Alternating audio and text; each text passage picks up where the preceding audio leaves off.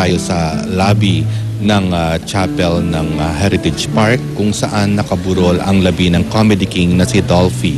Kagabi po ay maraming mga kasama sa industry na pumunta sa kanyang burol at nagkaroon ng misa bandang alas 8 at nagkaroon ng necrological service.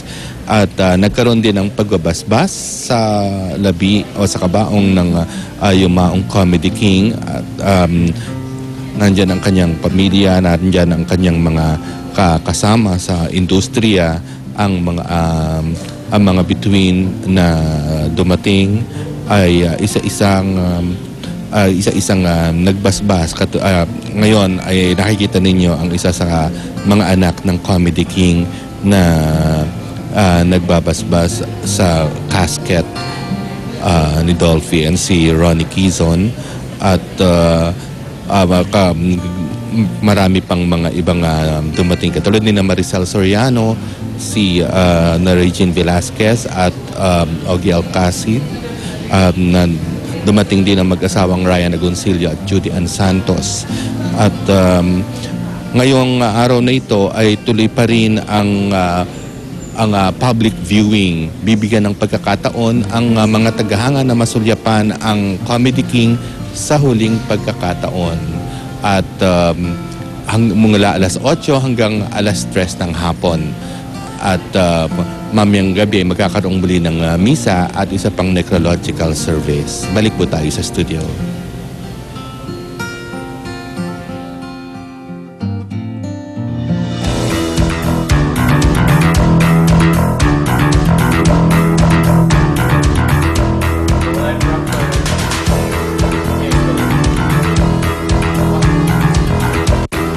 Kahit pumanaw na ang hari ng komedya na si Dolphy, ay buhay na buhay pa rin po ang usapin ng paghirang sa kanya bilang pambansang alagad ng sining o national artist. Pero ayon po sa dating Executive Director ng National Commission for Culture and the Arts o NCCA na si Cecil Guidote Alvarez, maaari naman daw pala itong pabilisin sa proseso po sa isang lagda lamang ni Pangulong Noynoy Aquino. Ang proseso ng pagpili ng pambansang alagad ng sining, pag-uusapan po natin kasamang ating kapuso sa batas, si Attorney Gabby Concepcion. Good morning sa Attorney. Good morning din sa iyo, Connie. Okay, unang-una, kasi di ba parang tinatanong natin madalas na sino-sino ba talaga yung dapat na pumipili at kung dating na-nominate na si Tito Dolphy, ano na yung nangyari dapat? Bakit hindi nagtuloy-tuloy? Well, sabi nga nila, it's never too late kung pwede pa siya maging national artist. Although mas maganda sana kung naparamdaman naman natin kay Tito Dolphy ang pasasalamat at paggunita sa kanyang mga contributions sa sining. But it's never too late. Paano na rin makilala siya ng mga kabataan ngayon na hindi na natatanging lumaki sa panahon ni John and Marcia tsaka yung Home Along the Riles. Siyempre ikaw, Home Along the Riles ka na lang. Although nagawaran nga si Dolphy ng Grand Collar of the Golden Heart Award ni Pangulong Noynoy Aquino noong 2010, siyempre hindi pa rin ito ka-level ng National Artist Award. Meron kasing mga orders yan. Mas mataas ang order ng national artist. Pero sabi nga niya, true to form, sana daw National Arthritis Award na lamang daw ang ibigay sa kanya.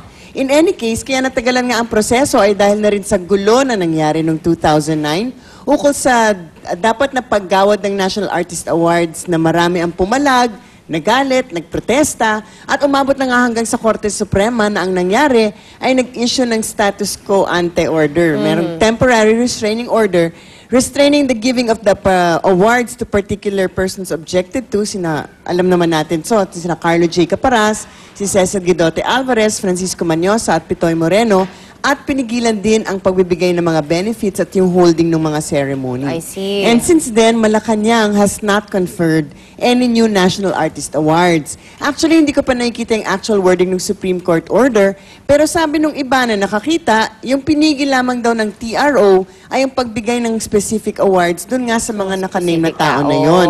At hindi naman pinigil ang pagbibigay ng award at all. So, base sa balita natin, na nakita nga natin sa pahayagan, mukhang yung Office ng Solicitor General o yung OSG ang nagsasabing pwede nang ituloy at mag-nominate at maggawad ng bagong National Artist Okay. Awards. But of course, kailangan nilang ayusin ang proseso ng pagpili dahil ito na nga ang nangyari sa 2009 para hindi na rin maulit-ulit at meron ulit pa protesta. Okay. So, malinaw na specific lang pala naman yung mga tao na Well, sabi pinipigilan, nila. okay, Oo. ng Korte Suprema. So, balikan lang natin ng konti, attorney. Bakit anong naging problema dun sa kaso ni na Carlo J. Capara, Cecil Guidotti at iba pa nga tinutulan? Well, by way of a background, Oo. diba? Yung National Artist Award o yung Gawag Pambansang Alagad ng Sining, na-establish yan way back in 1972 nung panahon ni dating Presidente Marcos para nga bigyan ng nauukol na parangal ang mga outstanding Filipino artists natin. Nung una, yung CCP, yung Cultural Center of the Philippines, ang binigyan ng mandato na i-administer ang National Artist Awards. Later on, noong 1992, nung ginawa na yung National Committee on Culture and the Arts, yung NCCA, nag-share sila sa mandato na ito. So, jointly sila. So, yung CCP at NCCA tumatanggap ng nominations from the artists or their peers at nagbibigay ng listahan sa presidente. Pero, nung panahon po ni GMA, however, datapwat, nagsimula ang gulo. Nag-issue kasi ng executive order si GMA na ginawang mere recommendatory bodies for choosing national artists ang CCP at NCCA. Ibig sabihin, bahala na siya kung gusto niya yung mga recommendation o hindi. Parang, Oh, diba? okay. Parang yung issue tungkol sa Judicial and Bar Council. correct, But correct. anyway, so ang nangyari, kunwari, 2 years ang processing ng mga nominations kasi alam mo naman ang mga artists very jealous and very yun talagang Competitive. dapat kung sino lang ang pwede. So, tagal, mga 2 taon. So, nagbigay sila ng mga nominees ng 2009. May deliberation yan, ganon. Oo, talagang magsasabi ng nomination, pag-aaralan nila, ganyan. So, ang nangyari, the ultimate, sabi nga nila, parang hanggang sa sining, dagdag bawas. Kasi, ganon? nagsubmit ang NCCA at saka ang CCP ng listahan sa presidente, 4 lang ang nasa listahan. Okay. Pagdating sa Malacanang, abay, nagtanggal ng isa, nagdagdag ng May dagdag bawas may nga dagdag talaga. pagbawas, diba?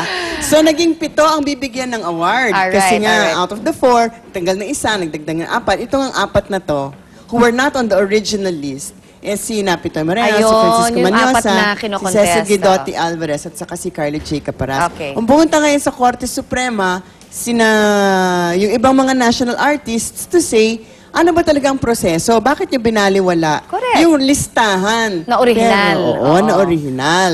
Ano ba talaga ang karapatan ng presidente? Para basta-basta na lang Correct. na magdagdag bawas. So yun, Malabo and pa until naman yun, now, oo. nasa Korte Suprema pa rin. Ay, naku, ang gulo nga talaga. Pero ang posisyon ng present administration, hindi mere advisory.